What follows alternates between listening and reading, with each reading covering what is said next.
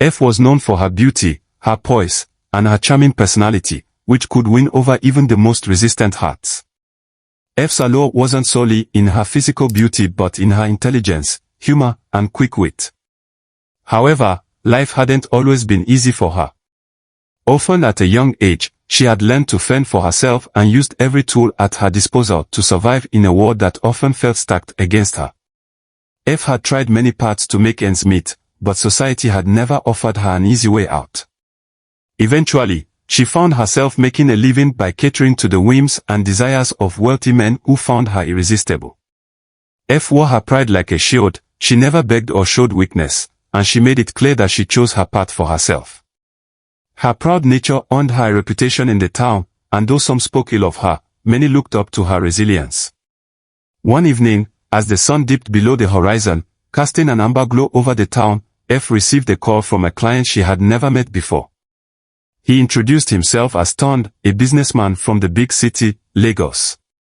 His voice was deep and smooth, oozing a charm that matched F's own.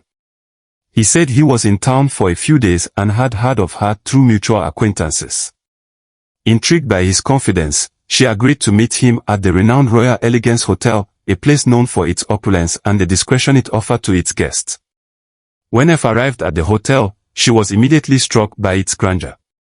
Crystal chandeliers hung from the ceiling, bathing the lobby in soft, golden light. The staff, dressed in immaculate uniforms, moved about with a grace that matched the sophistication of the place. F had been to many hotels, but Royal Elegance was in a league of its own. She couldn't help but feel a pang of excitement mixed with unease, something about the luxurious setting felt intoxicating yet ominous. Ton awaited her in a private suite on the top floor. He was as handsome as his voice had suggested, dressed in a tailored suit that accentuated his strong, confident frame. He greeted F with a warm smile and an air of casual arrogance, as though he owned the world and all within it.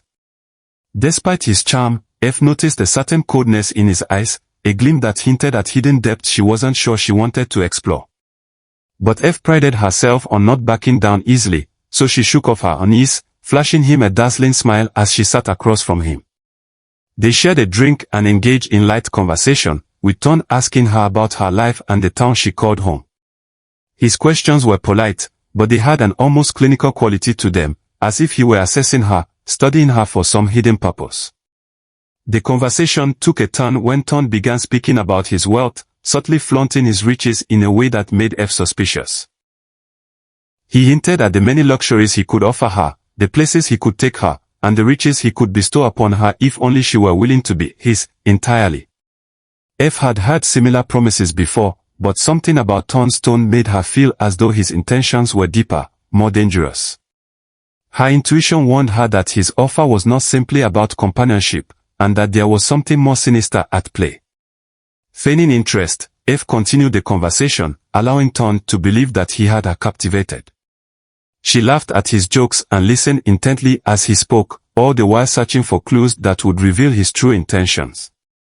And then, in a slip of the tongue, he mentioned a powerful ritual that guaranteed immense wealth, a ritual that required a sacrifice of the most beautiful. F's heart skipped a beat, but she maintained her composure. She had heard whispers of such rituals before, stories of young women who had vanished, never to be seen again, and of men who rose to unexplainable wealth overnight. She had always dismissed these tales as rumors, cautionary tales told to young girls. But hearing Ton's casual mention of it sent a chill down her spine. Ton's eyes gleamed as he continued to speak, oblivious to F's growing discomfort. He spoke of the life he could give her, of the ways he could make her dreams come true, but only if she proved herself worthy. Though he never said it outright, F understood the underlying implication. He wanted her to be his sacrifice. Feigning a yawn, F excused herself, saying she needed a moment to freshen up. She made her way to the luxurious bathroom, her mind racing as she locked the door behind her.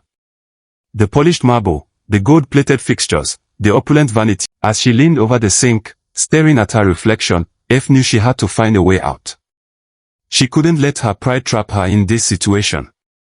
Whatever allure Ton offered was nothing compared to the life she still had ahead of her, a life she would lose if she wasn't careful. Her pride had brought her to this moment, but her survival instincts would have to guide her through it. With a deep breath, F formulated a plan. She couldn't afford to show any sign of suspicion, so she would have to play along, luring Ton into a false sense of security until she could make her escape. And though her heart raced with fear, she reminded herself of the strength she had always drawn upon in the past. She was beautiful, intelligent, and proud. She would find a way out, no matter what it took. Quietly, she composed herself and returned to Ton, her expression calm, her smile as dazzling as ever. But beneath that facade, her mind was already planning her escape from the trap he had laid before her. Ton sat on the plush couch, swirling a glass of deep red wine, his gaze fixed on her as she crossed the room. His expression held a strange intensity, an almost predatory focus that made her skin crawl. Yet, she held his gaze confidently, hiding any trace of fear. She knew that showing weakness now would only embolden him, and she couldn't afford to give him any advantage. As she seated herself across from him, Ton's voice grew softer, his words weaving an enticing vision of a life she could only dream of, an escape from poverty, luxuries beyond her imagination, her name whispered in reverence by the powerful. He spoke of all the women who had come before her, women he claimed to have saved from lives of hardship. F could see through his words, but she nodded along, letting him believe she was captivated. Then, in a smooth, almost hypnotic tone, Ton began to share more details of the ritual. He spoke in fragments, as if merely testing her curiosity, but each word was like a shard of ice piercing her resolve. You see, beauty is a gift, he said, his gaze lingering on her face, and with great beauty comes, well, great potential. His eyes held a flicker of something dark. To reach our full potential, we must sometimes make sacrifices. F swallowed, her throat dry, but she forced herself to smile.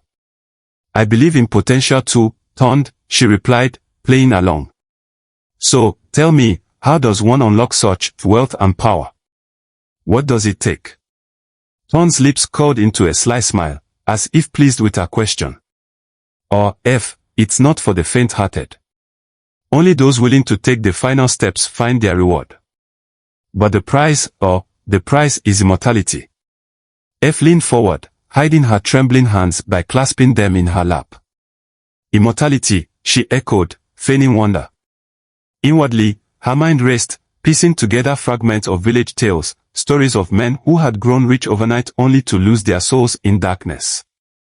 Sensing her intrigue, Ton reached for her hand. His fingers were cold, like marble, sending a chill up her spine. Think of it, he whispered, his voice barely audible over the pounding of her heart, a life free from struggle, your every desire fulfilled, all because you were chosen. He leaned closer, his breath warm against her skin. All you have to do is trust me. F fought back the urge to pull her hand away. Her instinct screamed that this was her moment, she needed to find a way out of the suite, to escape the man who had spun a trap from which few could return. But she couldn't rush, any hint of resistance, and he would become suspicious. She remembered a saying from her grandmother. The leopard waits for the perfect moment to pounce, never letting fear spoil its hunt. She would have to wait for her own perfect moment. Feigning excitement, F looked at him, her eyes bright with fake enthusiasm. Tell me more, Ton. I want to understand it all. Ton's smile widened. I knew you'd be special, F. Tomorrow, at midnight, we'll go to the temple on the outskirts of town. But tonight, you should rest. This ritual requires you to be calm and ready. F nodded, pretending to be content with his explanation, but inside, a plan was taking form. She could not wait until midnight, not if she wanted to leave.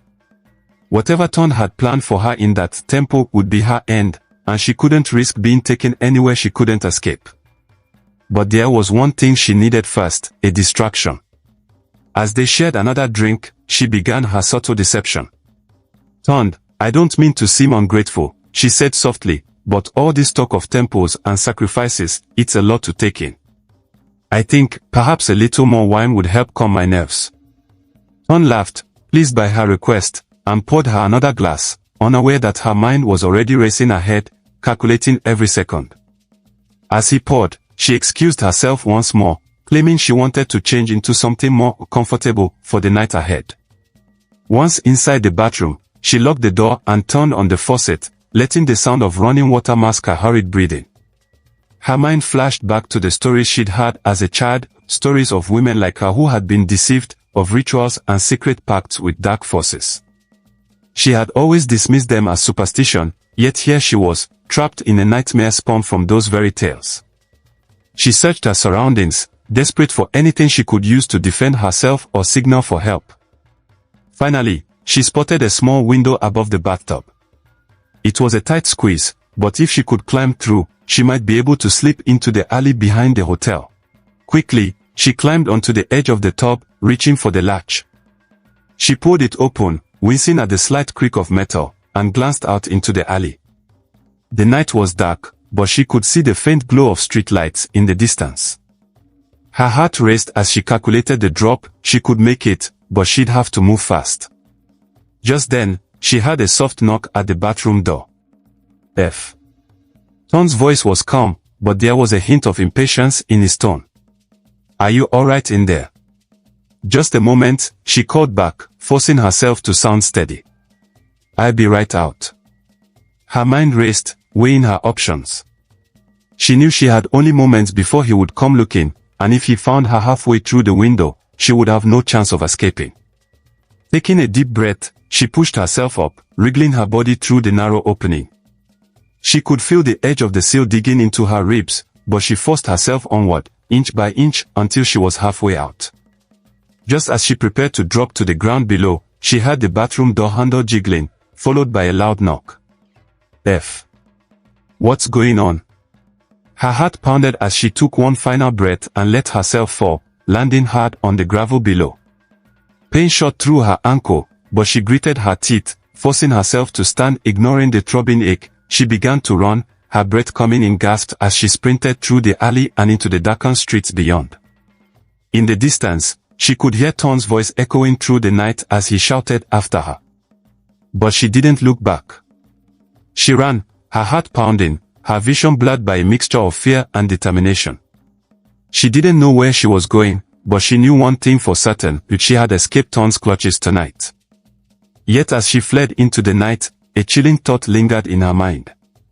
She had evaded him this time, but she knew men like Ton didn't give up easily. She would need to be careful, more cautious than ever, for she was now not only a survivor but a target. And in a town where shadows held secrets, she would need every bit of her strength and cunning to stay one step ahead of the darkness that haunted her. Weeks passed after F's narrow escape from Ton's ritualistic trap, but the memory of that night haunted her like a shadow. Her body had healed, but her spirit felt battered, bruised by the betrayal and deceit she had narrowly escaped. She kept a low profile, avoiding her usual haunts and keeping an eye out for any sign of Ton or his associates. She knew that a man like him would be angered by her escape, and though she'd evaded him that night, she couldn't shake the feeling that she was still being watched. The experience had left her questioning everything she had once valued. For years, F had lived a life of pride and independence, using her beauty and charm to survive. But now, the thrill of her former life had been replaced with a gnawing sense of dread. Her near-death experience had revealed to her the fragility of life and how quickly things could be taken away. One evening, she wandered aimlessly through the quiet streets of her hometown. The night was silent, with a gentle breeze rustling through the trees. She found herself walking toward the outskirts of town, drawn to a small, old church that stood humbly on a hillside. She hadn't been inside a place of worship in years, and yet tonight, something within her yearned for comfort, for peace. Inside the church, candlelight flickered, casting a warm glow across the worn pews and the simple altar. She slid into a back pew, the scent of incense and old wood enveloping her. F closed her eyes, allowing herself to breathe deeply, her mind free from the noise and fears that had clouded her thoughts for weeks.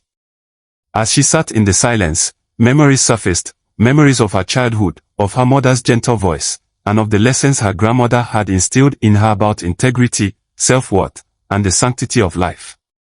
She thought about the young girl she had once been, full of dreams and hope, a girl who had never imagined the hardships and choices life would throw at her. Just then, an elderly woman entered the church and took a seat beside her. Her face was kind, her eyes wise, filled with an understanding that seemed to penetrate F's troubled soul. Sensing F's distress, the woman gently reached for her hand. "Child, I see the burdens you carry," the woman whispered softly, her voice gentle and warm. "What weighs so heavily on your heart?" F looked into the woman's eyes, her own welling up with tears she hadn't allowed herself to shed. "I almost lost myself," she whispered, her voice breaking.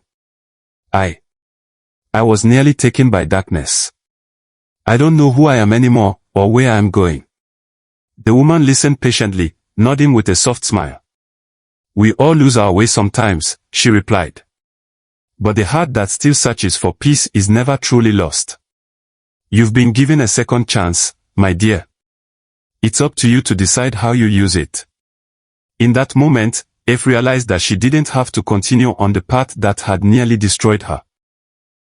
She saw that the strength and pride she had clung to in order to survive could also be channeled into building a new life, a life where she could hold her head high, not because of her beauty or charm, but because she had reclaimed her dignity and her self-worth. Over the next weeks, F began a journey of self-reinvention.